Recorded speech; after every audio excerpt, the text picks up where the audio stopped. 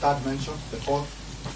My Lord, You admit to breaking the court orders, despite the chopper, right? I cannot disobey court orders, my Lord. Court orders are there to be obeyed and enforced, my Lord. On these four mentions that you say, though you believe there are more, you sent someone, correct? Yes, my Lord. You sent the Director Lico, you sent the Deputy IG. Under Section 8, you have the power to delegate, correct? Not only powers to delegate, my Lord. So yes or no, correct? Yes, my Lord. Why didn't you delegate to Lamu? Why didn't you delegate to the Northeastern?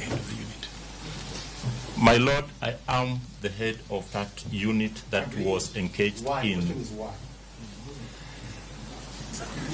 security operations. My Lord, calls for my being there, guidance, because I know I have the commanders across the country, my Lord. And with what it happened there, I hate to But you agree you can't be angry all the time. It's a fact, my Lord. So you delegate sometimes, correct? Sure, my Lord. Yes. So you had the ability to delegate. I leave it at that, my Lord. Very well. So we